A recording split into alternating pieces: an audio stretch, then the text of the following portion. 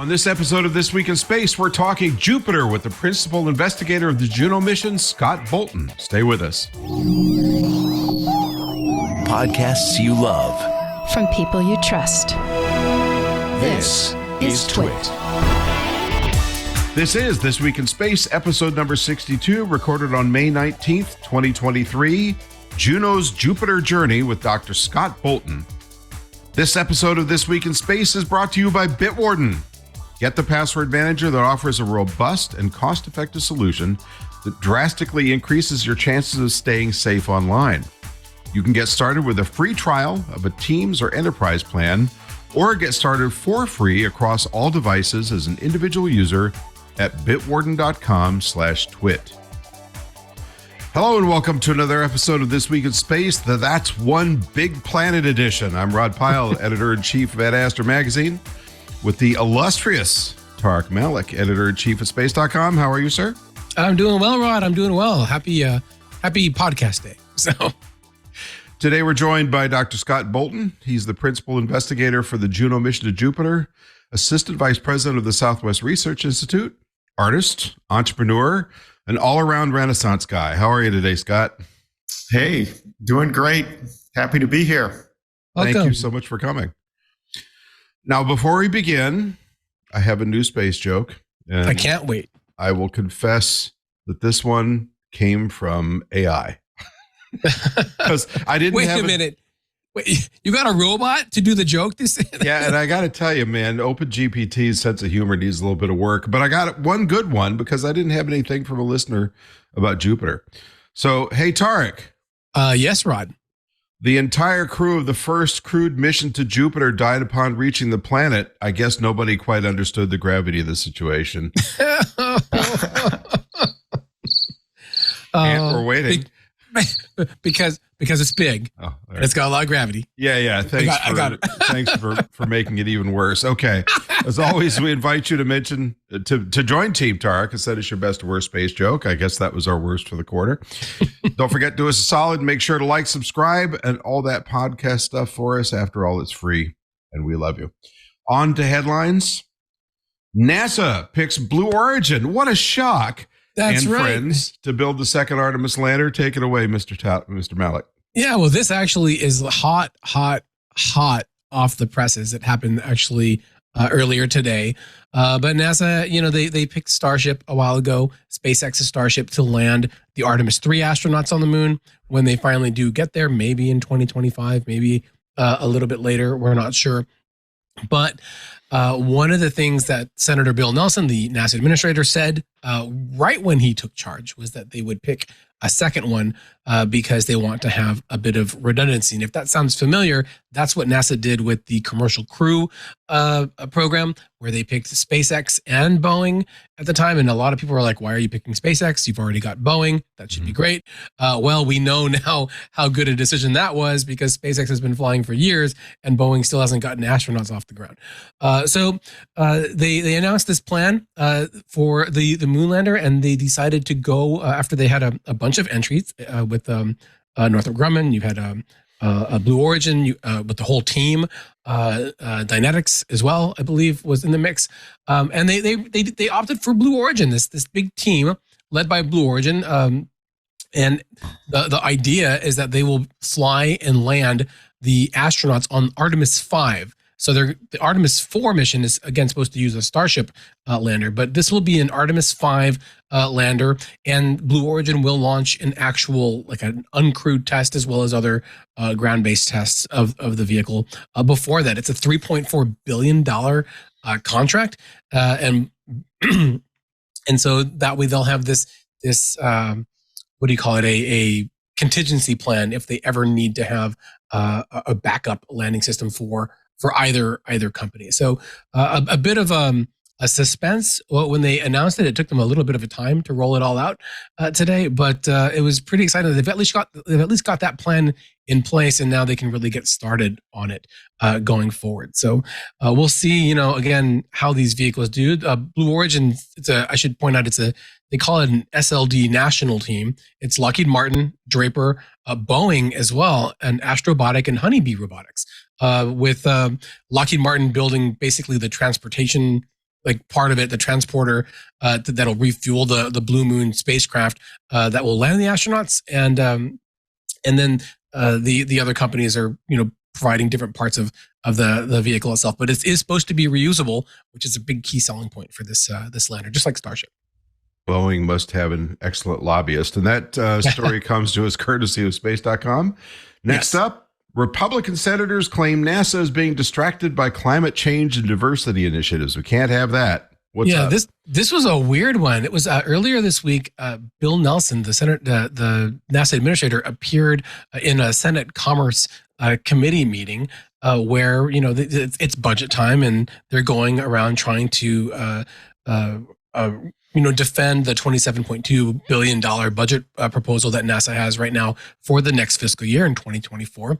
And Senators Ted Cruz of Texas and Eric Schmidt of Missouri really kind of laid in to Nelson, not about the delays, about getting people to the moon or technology lagging behind, but they were complaining about the agency's focus on quote unquote climate change, diversity, equity, and inclusion, with Eric Schmidt actually saying that he felt that it was the administration's obsession with these misguided and woke policies that were slowing all of NASA's progress on its space efforts down, and that they want it to be a laser-like focus. It was just very strange to see, those specific points being pulled out. A focus on climate change, on making sure that the staffing of the agency is a good representation of the population of the country. They are working to be a more sustainable, I guess I should say, agency where they're trying to monitor their greenhouse gas. They're trying to switch to electric vehicles. A lot of those policies were called out by Ted Cruz and Eric Schmidt in this hearing, and Bill Nelson, for his part, basically really stressed over and over again how NASA is a nonpartisan agency. They're run that way, and that all of these efforts are part of that general mission. But it is something to watch because you haven't seen this kind of stuff come up in budget discussions in the past. It's mostly been on like the bigger cost missions and international cooperation and whatnot. Mm-hmm. So how deep they get into these policies for the budget review is going to remain to be seen over the next few weeks. But we'll have to, or pardon, the next few months as they finalize the budget there. So that comes to us from space news. And Scott, you've worked much closer with NASA than either of us have. Did this provoke any responses in your head when you heard that headline? Not really. I mean, it's a very complicated organization. Anytime you mix the scientists and engineers with politicians, sometimes it's hard work for everybody around. Well said. Last up, SpaceX rolls rocket to pad for Sunday's AX-2 private astronaut launch with Axiom. That's right. This is from Axiom Space, from SpaceX as well, and space.com is writing about it. So I just wanted to make sure that we have a nice reminder to everyone that the next private astronaut launch to the International Space Station lifts off on Sunday afternoon Eastern time from Florida. This is Axiom Space's AX-2 mission. It's like a 10-day flight to the space station that is all fully funded by Axiom Space through the customers that they have. They are flying two Saudi astronauts, including the first female astronaut from Saudi Arabia to launch. Rayana Barnawi is her name, and Ali Akarni is the male astronaut for Saudi Arabia. And the pilot is a paying customer, John Schaffner. He's a veteran pilot and an investor who wants to go to space. So he gets to be the pilot for this mission, and leading the crew back from the past is Peggy Whitson, legendary astronaut icon from NASA. She left the agency a bit back. She was the first female chief astronaut of the astronaut corps when she was there at NASA, and now she's going back to the space station where she had a couple of long stays. And my big question is what she packed for her menu, because she is notorious for being a big hot sauce fan up there, and I'm curious if she's packed some along for her crewmates that she's going to join when she gets up there. That also brought to us by from space.com. All right, we're coming on to the main act, and we'll be back in just a moment after this word from our sponsor, Bitwarden. This episode of This Week in Space is brought to you by Bitwarden. Bitwarden is the only open source cross-platform password manager that can be used at home, at work, or on the go, and is trusted by millions. Even our very own security guru, Steve Gibson, has switched. With Bitwarden, all the data in your vault is end-to-end encrypted, not just your passwords. Protect your data and privacy with Bitwarden by adding security to your passwords with strong, randomly generated passwords for each account. And you can go further with the username generator. Create unique usernames for each account, or even use any of the 5 integrated email alias services. Bitwarden is open source with all the code available on GitHub for anyone to view. This means you don't have to trust their word. You can see that it's completely secure. On top of being public to the world, Bitwarden also has professional third-party audits performed every year. The results are also published on their website. This is open source security that you can trust. Bitwarden has also launched a new Bitwarden Secrets Manager currently in beta. It's an end-to-end encrypted solution that allows teams of developers to centrally secure, manage, and deploy sensitive secrets like API keys and machine credentials. Secrets Manager keeps those sensitive developer secrets out of the source code and eliminates the risk of them being exposed to the public. Bitwarden needs developers to help test out the new Secrets Manager and provide feedback. Learn more at bitwarden.com/secretsbeta. Share private security with coworkers across departments or the entire company with fully customizable and adaptive plans. Bitwarden's Teams Organization option is $3 a month per user, while their Enterprise Organization plan is just $5 a month per user. Individuals can always use the basic free account for an unlimited number of passwords. You can upgrade at any time to a premium account for less than $1 a month, or bring the whole family with their Family Organization option to give up to 6 users premium features for only $3.33 a month. That's a bargain you can't pass up. At TWiT, we're fans of password managers, and Bitwarden is the only open source cross-platform password manager that can be used at home, on the go, or at work, and is trusted by millions of individuals, teams, and organizations worldwide.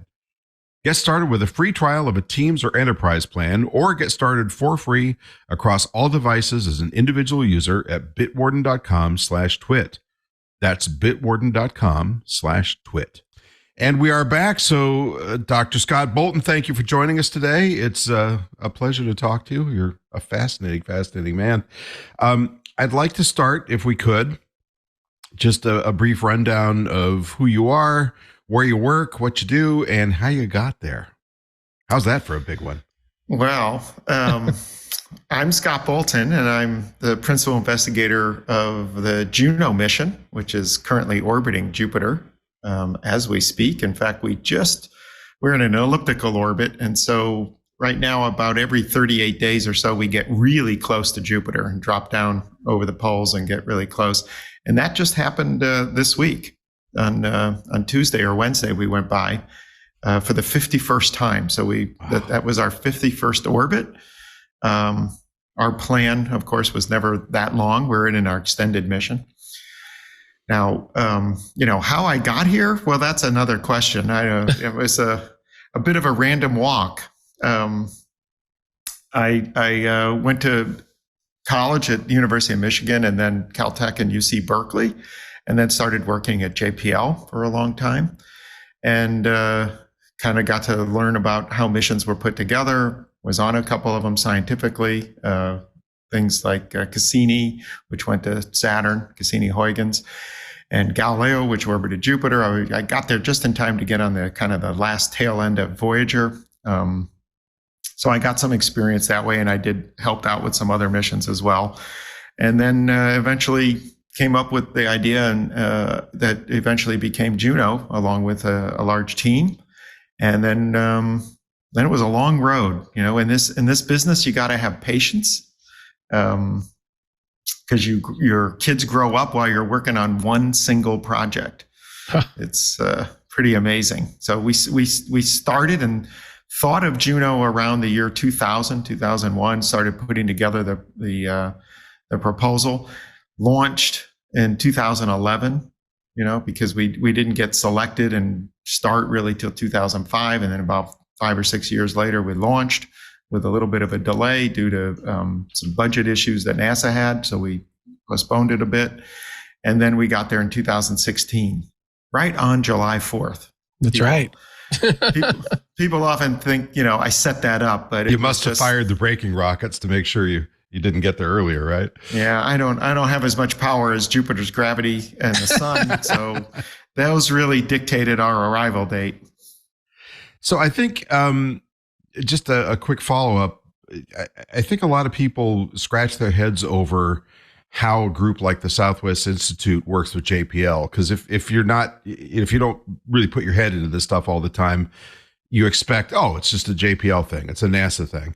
But a lot of other groups work with that organization to make these things happen. So you could talk a little bit about the relationship with Southwest Institute with NASA, the project.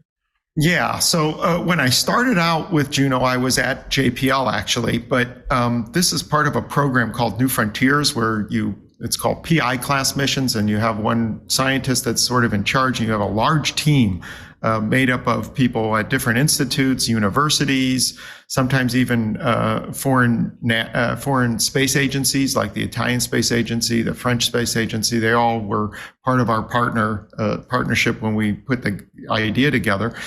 And so JPL, I selected them to do the daily management, basically everyday managing of the mission.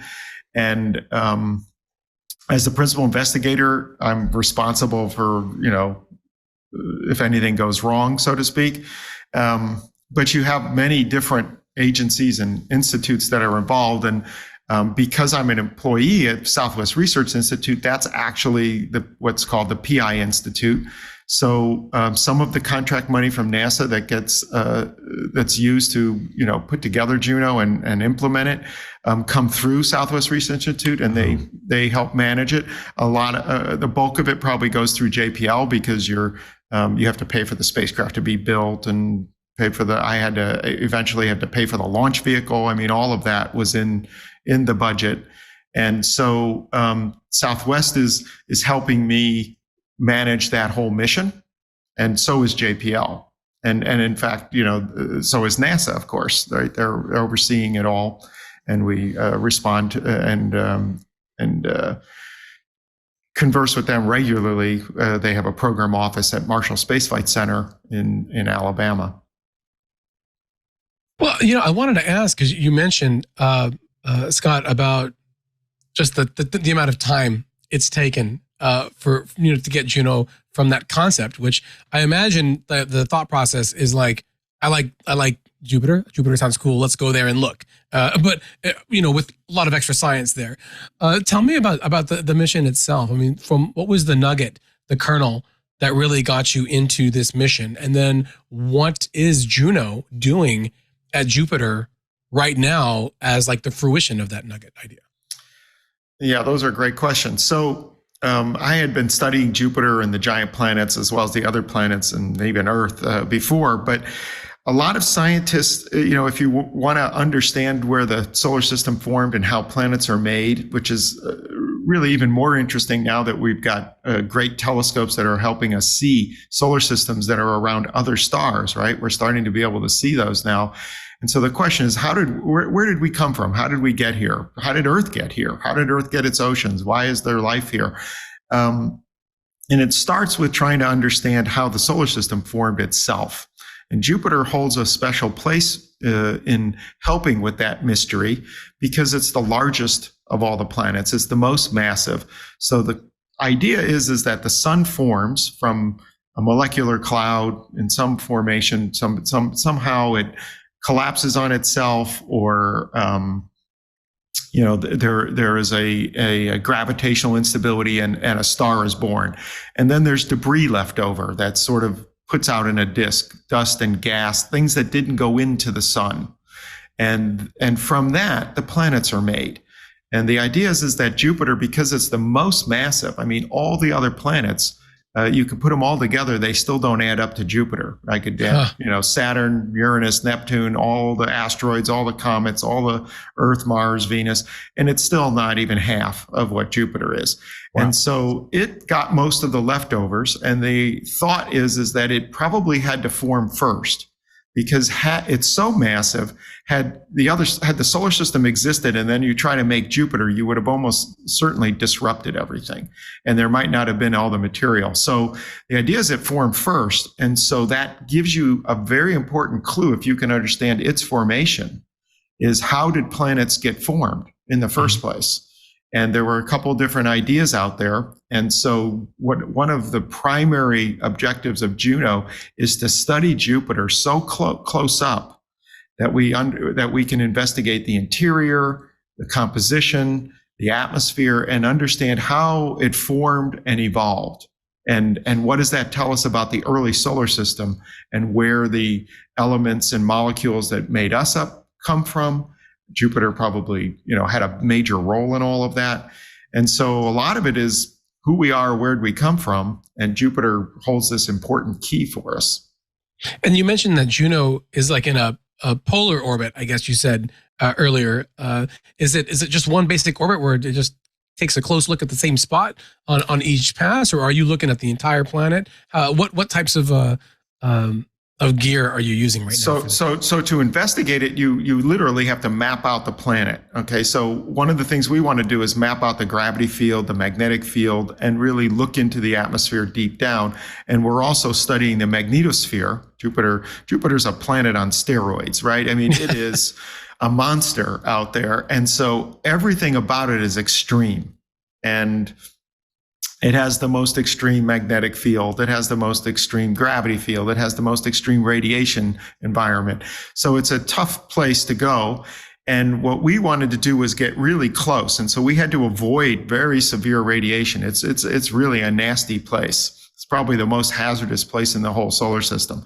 And so we come in over the poles and we dive down, sort of sliding almost like a needle right between two tough places. One, the radiation belts, and then the atmosphere, right? So if we hit the atmosphere, we'll hit drag and it'll destroy our orbit. If we hit the radiation, our electronics are gone. So we kind of slice right between, and then the orbit's elliptical. So it goes out, it's polar as you point. So we come in over the North Pole and out the South Pole. And the orbit started out being 53 days long. And now it's 38. And what shrunk it was us going close to the satellites during our extended mission, first Ganymede, then Europa. But basically, Jupiter drives the entire orbit for us. Okay, so we're over the poles. And what we do is we time it so that we go over the poles, but we come down across one particular longitude. Right. And then the orbit, even though it was 53 days long, it was timed in such a way so that when we came back the next time around, we would go over a different longitude. Mm-hmm. And we eventually wanted to create a little net around the entire planet so that we were sampling all the longitudes, right? Because if you were trying to make a map of Earth and you kept going over Hawaii, it wouldn't help you that much, right? Yeah. So you've got to kind of spread it around. So Jupiter's spinning every 10 hours, roughly. And so we timed all that. The navigation engineers figured out a little way to do that. And so we did it in a way that we kind of mapped it out at a coarser resolution with the first 16 orbits. And then the next 16, we went right in between the other longitudes so that we would get double the resolution. And now we're making even more finely mapped. And when you do that, you start to learn about the gravity field. Most of that's symmetric, but not all of it. We learn about the magnetic field, which is very asymmetric. And so we're trying to understand how magnetic fields are made.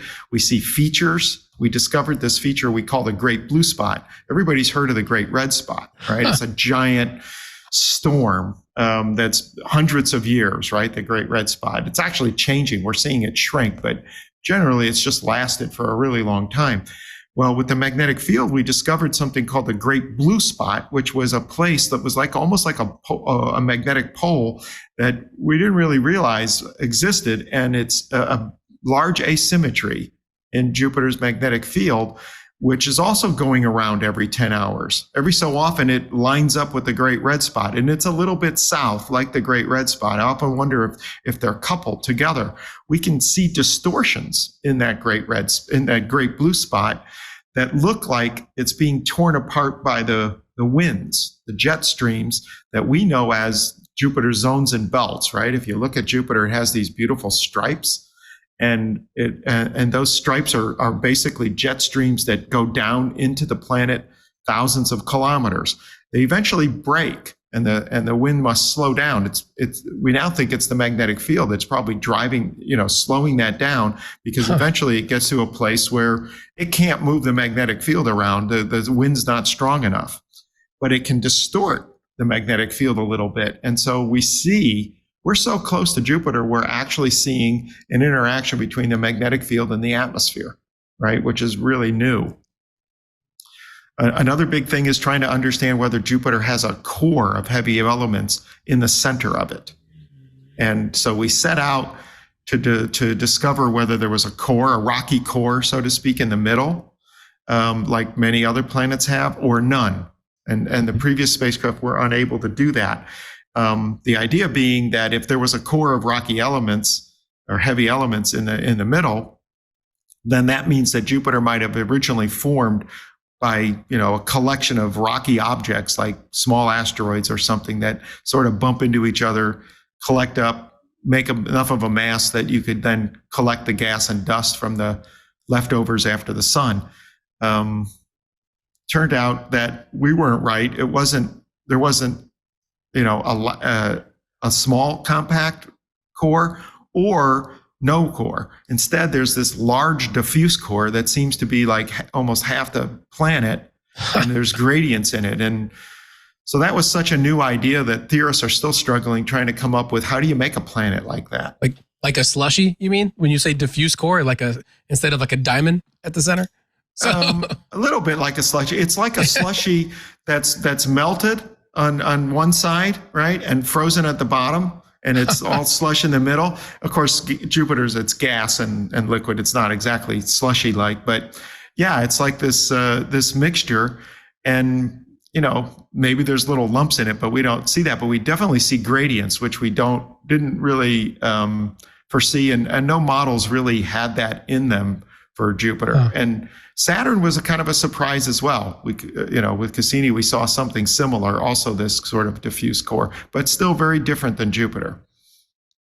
So I want to get back to the science, but I want to diverge for a moment to Junocam, which is still, it's science, but it wasn't its primary focus, as I understand it. So I thought that was a wonderful story, and it reminded me of another story, which, if I may diverge for just a moment, when I was a kid, I did a science project in 8th grade about astrophotography. And I was lucky enough, by hook or by crook, to get Robert Layton out of Caltech to help me and let me use his telescope when I was this obnoxious little kid. And he was one of the primary figures on Mariner 4. And I didn't realize till much later that he was also one of the people that said, look, we went to Venus with Mariner 2. We did squiggly line science. That was great. We really need a camera. If you want to take the public along, we need a camera. So it's 1960, I think, 2 at this point, 63, and they have to develop this kind of space-proof Plumicon video tube, which was quite a feat. But, the pictures, even though we only got 21 or 22 of them, were a big deal. So then I hear about Junocam going along as kind of a public outreach instrument on Juno, and I thought, this is new NASA. This is brilliant.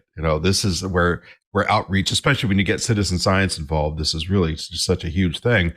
And then those first pictures came in from the poles of all these little hexagonal storms and so forth, and it was jaw-dropping. I mean, there have been some big moments just personally for me in space flight, space exploration over the years, of course, Apollo 11 and Viking and all that.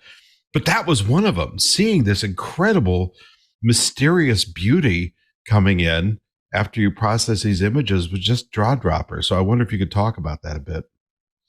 Yeah, I mean, we all were amazed when we first saw those pictures too. I mean, it was just jaw dropping, like you said, and you saw these polar cyclones, and nobody had any idea of what Jupiter looked like at the poles. And so when we were putting together the mission, as you pointed out, the camera was put on in order, mainly because we all wanted to see what the poles look like, and we figured so did everybody else. And of course, if you're going to connect to the public, you got to have a camera. And the way the mission came to be is NASA had a kind of a sketch of an idea that we had helped with about the science that we would do, and a camera wasn't really required for the science objectives. But I couldn't imagine, and nobody else on the team could either, that we could go there without carrying one.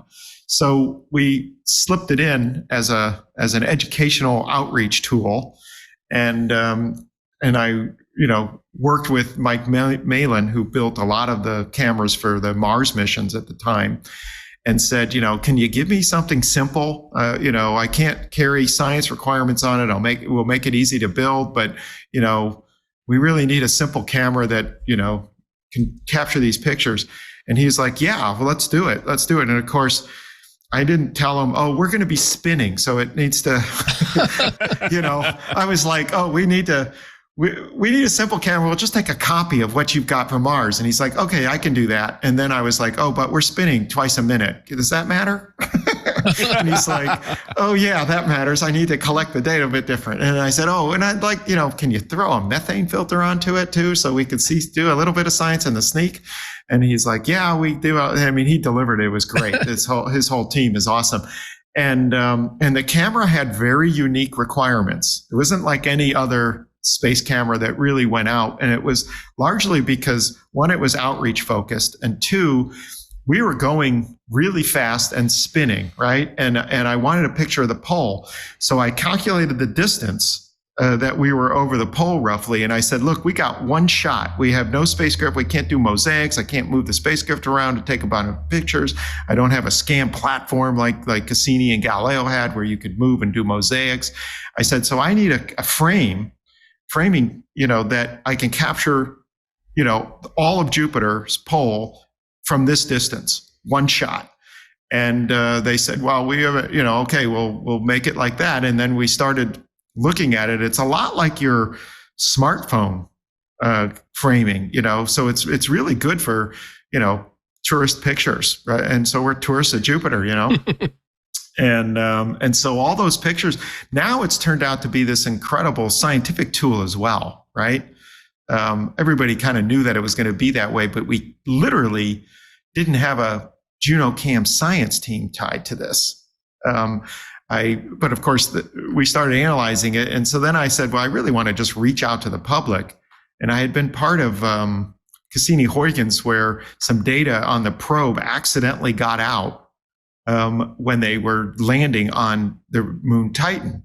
And I discovered the public were making these little movies from this data before the science team could. And so I said, what if we designed it this way? I bet the public would make all the pictures for us. So we put together this whole program, and indeed they, citizen scientists now, I mean, I don't think the term was around back when we first did this, but it was kind of new to NASA as well, but it's turned out to be a good success. And now there's a lot of people trying to work out citizen scientists. So I'm glad that we could help motivate and inspire that. And one of the most rewarding things is, I would say, half the pictures are people trying to do science, or trying to make a beautiful picture. And the other ones are inspired and doing art, right? Mm-hmm. I mean, they're all over the map. You'll see pictures of, things that come out that are just using your imagination. And it's, some of them are using their raw data. Some of them are using, data that's put together. They stretch the colors. They put their cat into the picture. I mean, you can see all kinds of great stuff. But those first pictures of the poles were jaw-dropping. I mean, and then we saw them in the infrared, right? Because we have an infrared instrument, and so you could see the whole thing in the infrared, whereas the Junocam, half of it was nighttime, right? Half was daytime, because you're looking at the pole. Mm. But boy, when you see all those cyclones at the top, it's just like, wow, how did those get there? How did they get there? Well, there are theories being worked that they naturally evolved, but I mean, I think it's all new. Our big question was, how stable are they? How long are they going to last? There were 8 at the north, circling around a center one. So, and they were distributed evenly. So they were like at the points of an octagon. And then on the south, when we went over that and we took pictures of it, there's only 5 going around a center one, and the 5 are also distributed almost perfectly like points of a pentagon. So this geometry is just natural. They're giant polar cyclones. They have been around and are basically lasting since we discovered them in 2016. We see sometimes they are changing a little bit, and sometimes it looks like there's a space opening up and a new one is going to form, because we wondered, why 8, why 5? And but then by the time we come around again, that new one is gone, and it's back to the 8. And so it's a very exclusive club. They just don't let anybody in, I guess. And they're shielded. I mean, there's a whole physics of how vortices work, and there's these things called vortex crystals. It's a lot of really cool fluid mechanics, and that also drives phenomena that we see in the ocean. Sometimes Jupiter's cyclonic storms look a little bit like Earth's oceans, at a different scale. So it's really amazing. Yeah, I have to say that the Junocam story is one where I have to eat my hat, because as you mentioned, Scott, it was an outreach camera, and I remember complaining very loudly before launch to my news team that there wasn't like this super high powered mega video HD plus whatever it was back then camera that we were going to get pictures from, and there was this outreach camera, and it's like, oh, I guess that's all we're going to get. They're going to go all the way to Jupiter with this outreach camera, and then those photos came. And they were spectacular. And then there was the one with the cat. There was like a Jimi Hendrix one with like super psychedelic colors. And it was just amazing. And it was so much more fun to see the imagery coming down. And the cyclones that you were mentioning earlier, really, like, I remember when the studies came out to show like all the different wavelengths and how it just looked really, really strange. And it just made me think about how Juno has shown a Jupiter that is very different from the one that I read about in the books from Pioneer, from Voyager, and then of course later from Galileo. Because if you think of the cloud bands and you've got the spot, and that's pretty much it. But you're talking about these weird, beautiful structures at the top and bottom of that planet that have like lives of their own that you're getting a glimpse on. It just seems amazing. I guess there's not a question there. I'm just like marveling at the planet right now. Well, I mean, it is. It's like a Van Gogh painting. In fact, there are some people that have put on our website, things that tie to Van Gogh, because the brush strokes are very similar, almost like he had a vision. And I think when I think back, I mean, some of it was serendipitous. I would like to say, oh, I knew all this was going to be this way, and I was brilliant. But no, we put on this thing. I told you the motivation. I wanted to get a shot of the poles, but all this other came out of it. And it came out because that camera had very special properties compared to the normal cameras that we send on, spacecraft, which are very high resolution, very, there'll be a narrow angle and a wide angle and a scan platform. They're very expensive. We just literally couldn't fit in the budget to one of those. But now I look at the value of this, and where we get shots of Jupiter, they're wider, so you can understand the context and appreciate the beauty. And I can even make films of flying around Jupiter, right? Like you're on the spacecraft. And so we're able to do things that other missions weren't able to do because they had different kinds of cameras. I think one of these kind of cameras should be on every mission, because there's an aspect to it that you connect to the public, but it's not just that. It helps your understanding to see things in a broader context. Mm-hmm. And so I'm very happy with it. And, we take advantage of all the art stuff, but we also I've been able to make movies of flying around, and put them to music and, put them on YouTube and they go viral, and it's inspiring, there was one other special thing that came out of that camera that we didn't, plan for before launch, but turned out was a great idea. We knew we wanted to take some images of approach because there were famous movies from Voyager of approaching Jupiter, and you see these bands swirling around and the winds are going back and forth in different directions. And so I kind of wanted to be able to do that. But we had another idea because we had this very wide field of view, right? That wasn't ordinary. And we could dump the data down quickly because there weren't huge files that we couldn't downlink. So we could take many pictures. So on approach for 2 weeks, we took a photo of Jupiter's system every 15 minutes as we came in, and then collapsed it down to a 3-minute movie. And what you're able to see is Jupiter, half of Jupiter lit up, because you're coming in from the side. And then you watch the 4 Galilean satellites. They look like little dots, and you can watch them orbit. It's the first time we had a movie of celestial bodies moving, right? Everything else is still. Once in a while, you get a little occultation or some kind of a passing, but this is a whole movie of whole orbits, right? And so you see Io going around every, day and 3/4, and then Europa's going a little bit slower, then Ganymede, and then finally Callisto. They go in behind Jupiter in eclipse, and you're watching these orbits. And I realized this is what Galileo must have imagined when he realized we weren't the center. And now we're able to watch it, So that, we released that. It went viral like in 2016 when we were approached. I saved that movie and we released it. And I think it's really moving because it shows not only what Jupiter looks like, but this is what the cosmos really must look like from afar. Our solar system must look like this if you are outside looking in. So one of the things that I found fascinating was the amount of attention. I mean, your mission, I think, had a lot more bandwidth than what was going on with Galileo, because besides being older, it had, antenna problems and so forth. But the amount of work and attention paid to things like the boundaries between bands and how they shear and how they interact and all these visual astronomy dynamics of the planet. What do you learn from looking at the atmospheric interactions that are so complex? Well, we're literally learning about how the weather works on Jupiter, how deep it goes. The atmosphere works so differently than we imagined. The whole concept, one of the early concepts of when the Galileo mission went to Jupiter is it carried a probe.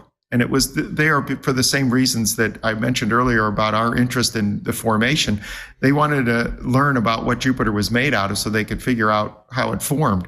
And the Galileo probe dropped in, and the concept was that, as it passes through different clouds, it's getting warmer as you go down into Jupiter. And so the water starts off as ice and then liquid and then eventually is gas. Ammonia does the same thing. All the different, lots of different volatiles do that. And the idea is that once you drop below the cloud deck, it would all be well mixed. Well, Galileo's the probe results were confusing and nobody really understood them.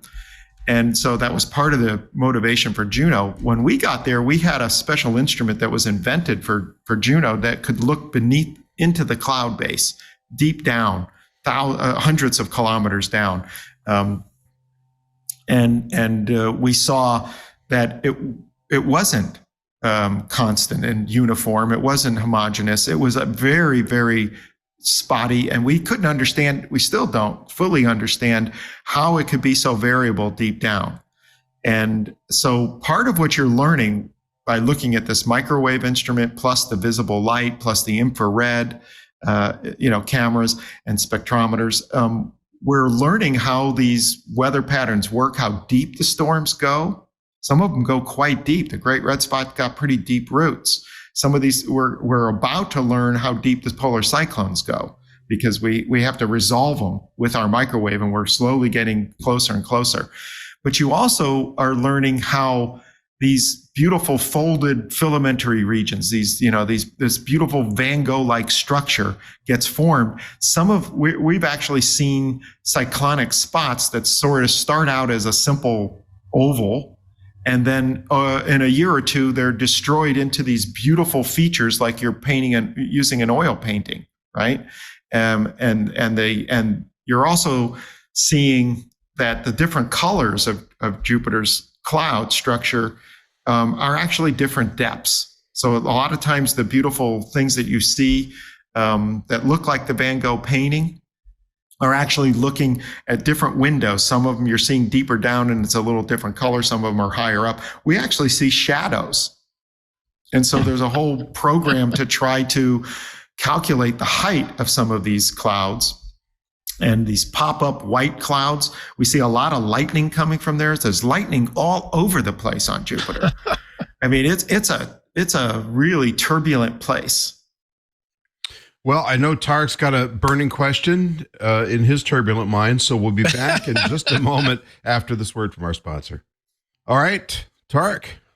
Yeah, I just wanted to follow up on what, Scott, you were talking about earlier about just the storms themselves. I mean, I can't even deal with a storm that lasts more than a couple of days here in New Jersey. But at Juno, you've been watching the same storms for years as they go through, I guess, their daily motions. And with the Great Red Spot, I mean, it's been a lot longer than that, and yet, like you mentioned, it's shrinking. And I'm just curious, what is it about Jupiter or just these giant planets themselves that lend them that lend themselves to having such long-lived storms, and what you've learned about how they work, that they're able to last so long?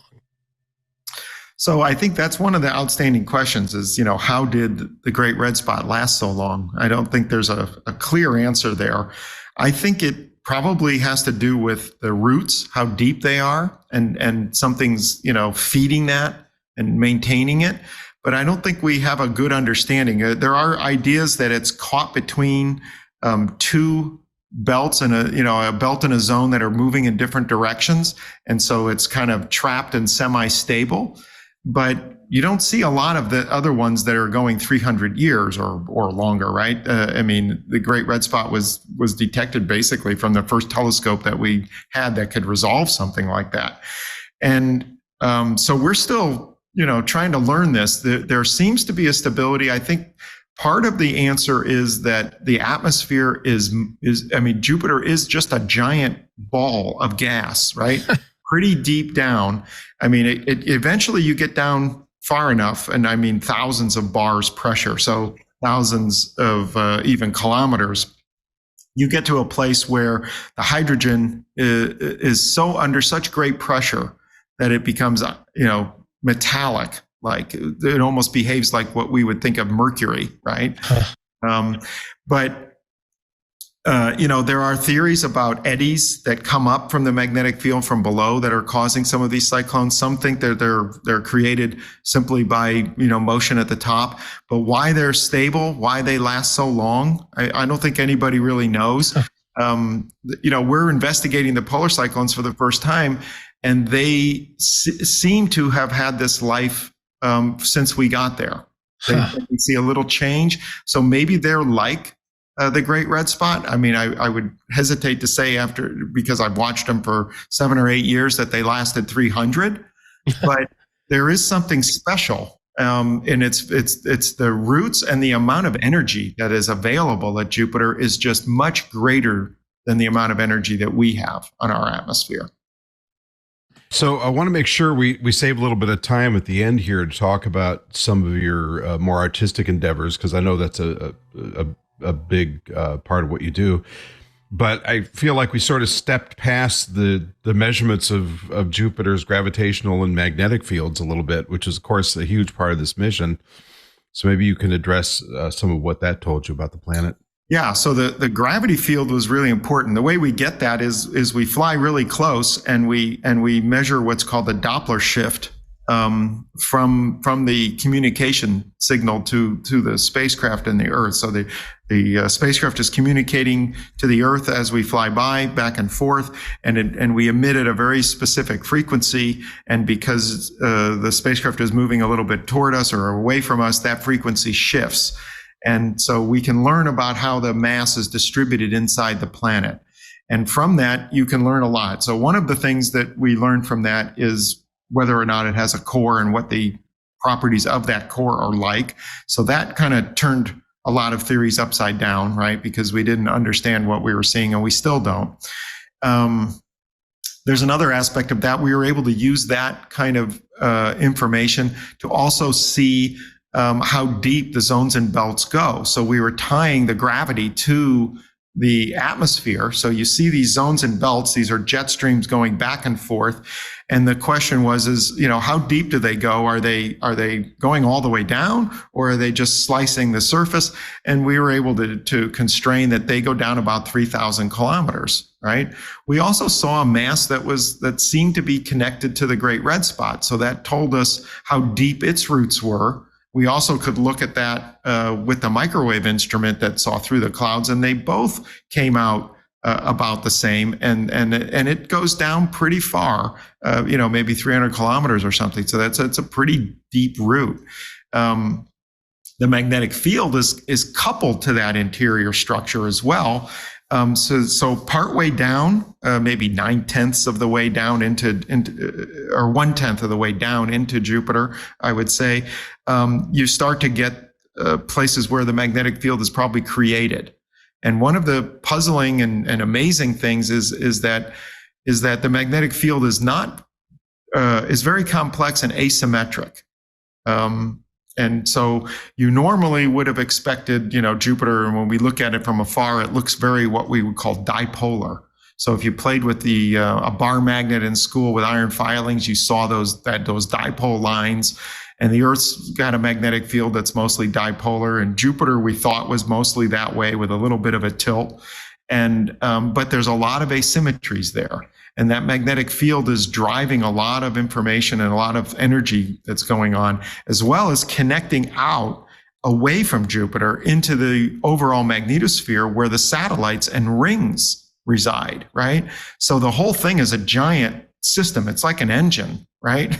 And in fact, when you look at Jupiter's aurora, you can see the footprints of the satellites. So there's like an umbilical cord that's made up of the magnetic field that connects Io, Europa, and Ganymede to Jupiter. So there's a magnetic field line there, or that almost provides a conduit of charged particles into the atmosphere to make aurora. So there's a large connection when you look at Jupiter between the magnetic field, the atmosphere, and the interior. And that's really brand new with Juno. I mean, we knew some of these existed, but traditionally, like on Voyager, Galileo, and Cassini, the scientists would get divided up into groups, and the people that studied the atmosphere did that. The interior was another group. Satellites was another group. The magnetosphere was another group. And we started off that way, and then we started realizing that we were discovering things where one was affecting the other, and it was because nobody had really gotten close enough with sensitive enough instruments to detect this. And so our entire science team sort of got reorganized, where nobody wants to meet separate and miss the other disciplines' discussions because they know they need to hear them because they're interacting with them. And so we've kind of grouped together this new interdisciplinary approach to understanding the planet. And I think that, that's a step that probably planetary scientists will not go back to the other way now. It'll always just keep moving forward when you look at a giant planet and its system, of trying to understand it together, because they are coupling, and we're seeing that for the first time. And that's part of is just the orbit that we chose, but also the set of instruments. I wanted to ask about the system, because we've been talking about Jupiter a lot. But as we're recording this week, Juno flew by Io. Got nice close to that most volcanic part of our solar system. You've had flybys of Europa and Ganymede as well. And I'm just curious, how those have gone. And you got to look at these satellites up close, for the first time with the systems that you have on board. Yeah, that was another great thing. I mean, I'd love to say I imagined this when we were starting off, but, our original plan was stay away from the satellites because we don't want our orbit to change and it'll interfere with our investigation of Jupiter.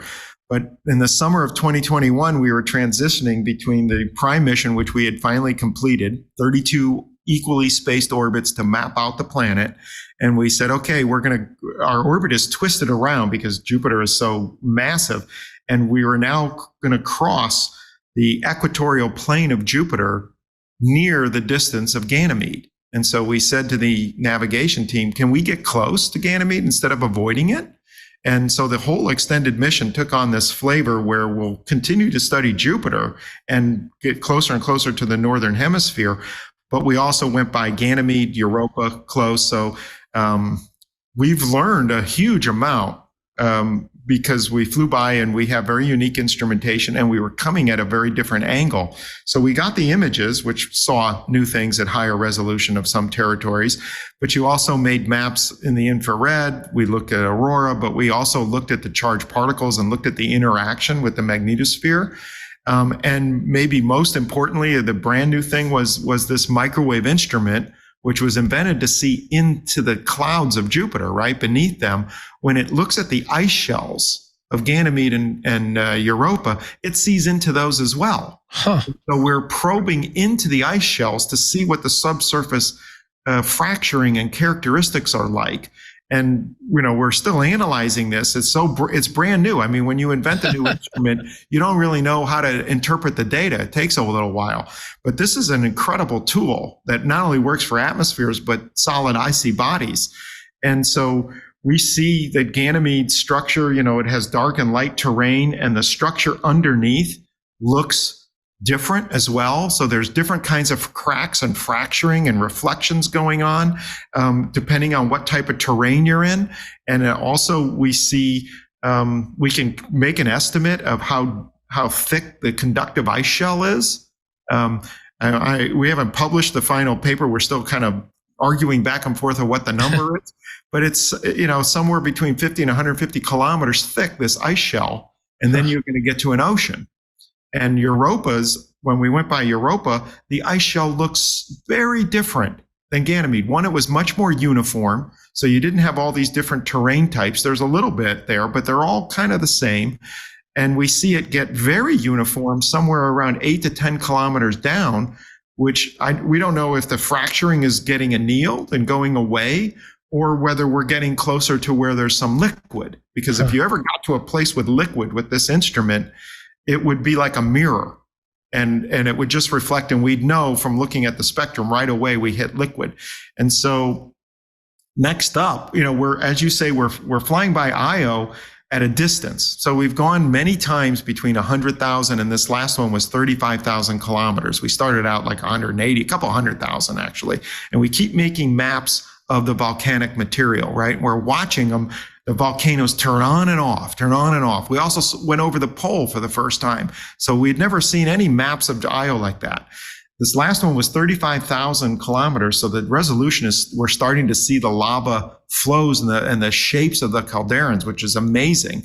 And, but in December, we'll fly by at a distance of 1,500 kilometers. And then again in February, we're going to try to understand and measure the internal or interior structure of Io to determine whether the magma is a global ocean or in little pockets. But we also will do a lot with just mapping out and measuring the heat flux. And one of the big questions that we have is, okay, so when we take this new instrument, we're starting to see what it's like to interpret ice. And we know what it's like to look at big, thick atmospheres. What's it going to be like when you look at lava? And so I'm already realizing I need to calibrate this, right? So I'm forming calibrations where I take this instrument and, ground-based versions of it and put it into a chamber and look at ice and try to understand what we saw at Ganymede and Europa. But now I'm looking and saying, could I fly some of this thing over, a volcano of Hawaii? Because I'm going to need some calibration. What am I seeing? So it's very exciting to go by the satellites. And then we're slowly getting even into the rings of Jupiter. Yeah. So we're going to, this mission has turned out to be, a full system explorer. I mean, that was one of the NASA quotes was, when we went into the extended mission, we added to Jupiter and the magnetosphere, the satellites and the ring system. It's more, it's like what a flagship does. So we're just about up against our time here, but I wanted to give you a chance to talk, to address, as I earlier said, you're quite the Renaissance man, and you've been involved in art projects and music projects and an amazing variety of stuff regarding not just Jupiter, but your take on science in general, I think. Can you talk a little bit about what's new there? Yeah, well, I'm constantly trying to work and push the envelope of the intersection between art and science. And the art includes, music, as well as, paintings, sculptures, anything that is really touching your emotion and helping us describe our feelings and express ourselves. And I think it's really important because I think there is a very strong interaction between these two, and nature itself provides this for us, right? And so, whatever you study, it's important to look at it from all perspectives if you're going to learn from it. And artists have a certain perspective, scientists have another, engineers have another. No matter what you do in your life, you're looking at it from a different angle than someone else. And together, of course, we're much more powerful than we are apart. And this was the goal of Renaissance. I mean, I am flattered that you call me a Renaissance man. I'm not sure how true that is, but I certainly appreciate the Renaissance. And, the Greek and Italian Renaissances was a period where we exploded with increasing our awareness, right, of many, many topics at once. And so you had, Galileo pushing the envelope in science. You had people pushing engineering. You had Michelangelo doing art. And, the Greeks used to get together with philosophers and mathematicians and artists and musicians and, have giant conferences and talk to each other. And that's the kind of forum I'm trying to create, is not just within our team, but out in the public, because I think that innovation comes from the mixture of creativity and logic, right? And so if you are somebody that thinks logically and happens to be good in analytical thinking, right? Make friends with some artists, because together you're gonna push the envelope into new places that you couldn't do alone. If you're lucky enough to have it all, then still mix with people,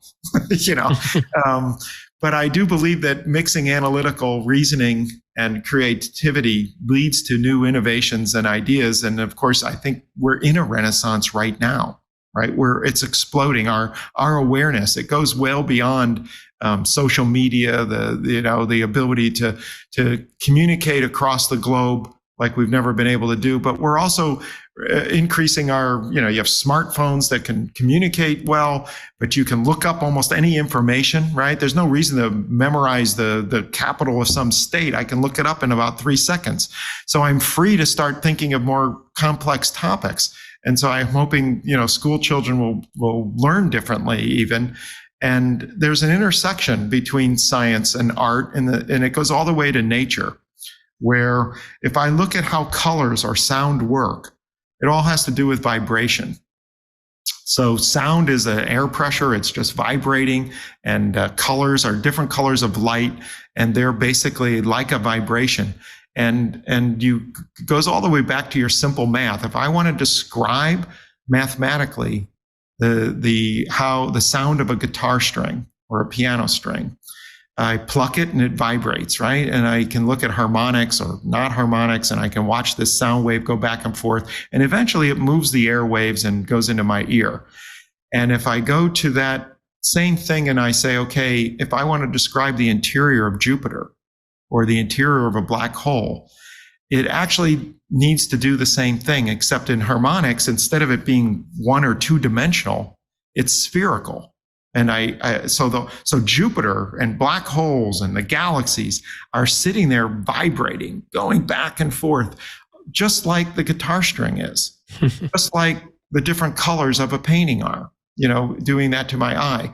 And so, when you start to appreciate that, math is one tool. You shouldn't be afraid of it, but the thing is that maybe math is hard for some people. And so I advocate, when you mix in the art and the science together, that you try to understand the concept intuitively of what's going on. Forget the math. if it's difficult for you, and try to think about what's actually happening in nature. And so that little movie that I talked about, you can go to YouTube and see the Juno approach movie, and you'll see these moons going around Jupiter. That's showing you the motion of the cosmos. That's how nature works. It's how we kind of think. It's not a very perfect analogy, but it's kind of how we think an atom works too, right? Is you have this sketch in your mind. So I don't know if I'm getting to where you wanted on the intersection of music, but you're giving us the best rap we've ever had on a podcast, I think. So thank you. And I want to thank everybody for joining us today for our chat with who surely must be the boss of the king of the solar system, Scott Bolton. Scott, where can we best keep track of your upcoming adventures and the book that I know you're going to write? Well, you can follow Juno by going to missionjuno.com. And when you go there, you not only can see what we've been doing lately, but you can also make your own pictures. And, the beautiful thing is if you go in and make a picture, you're the first one to see that. Yeah. And so you get to be part of the discovery. And when we get a new picture of like when we go by Io, go make that picture. You're the first one that's seeing it in decades. And we're going to go by really close. And so you can do that going over the Jupiter's poles. You can do it anywhere you wish, whatever image you love. Play with it. You don't have to, you can go to the raw data, or you can go take a picture that somebody else made and play with it with Photoshop. It's, there's no limit. I am working on some books and different things. I don't really have a website that describes mine. I used to do a tweet, but things kind of got unraveled when everything changed on Twitter, and so I have to get started on that again. Okay, maybe Mastodon. Tariq? Yeah. Yes. Well, I am at space. Where you can find my work at space.com as always, and on Twitter, still at Tariq J Malik. There, the J this week stands for Jupiter, of course, and this looking ahead to the next one, right? Okay. And although I'm embarrassed, Jupiter by Jove is what I should say. You're getting crickets, my friend. And although I'm loath to mention my website in the same conversation as Scott's accomplishments, you can always find me at pylebooks.com and of course at astromagazine.com. Do not forget to drop us a line at twis@twit.tv. Yes, that's twis@twit.tv. We welcome your comments, suggestions, and ideas. Also, don't forget to check out space.com, as mentioned, the website's the name, and the National Space Society at nss.org. Both are good places to satisfy your spaceflight cravings. And just one last mention, because I won't be here next week. It'll be Tariq solo. The National Space Society's annual International Space Development Conference starts next week in Dallas, Texas on Thursday. If you're interested in attending, go to isdc23.nss.org for more info. If you do decide to come by, be sure to say hello. I'll be there all week. New episodes published every Friday on your favorite podcatcher, so be sure to subscribe, tell your friends, and give us reviews. We always appreciate that. And remember, you can get all the great programming on the Twit Network ad-free and outtakes from this show on Club Twit, as well as some extras that are only available there for just $7 a month. Finally, you can follow the Twit Tech Podcast Network at Twit on Twitter, and on Facebook and twit.tv on Instagram. Thank you very much, and we'll see you next time. It's midweek, and you really want to know even more about the world of technology. So you should check out Tech News Weekly, the show where we talk to and about the people making and breaking the tech news. It's the biggest news. We talk with the people writing the stories that you're probably reading. We also talk between ourselves about the stories that are getting us even more excited about tech news this week. So if you're excited, well, then join us. Head to twit.tv/TNW to subscribe.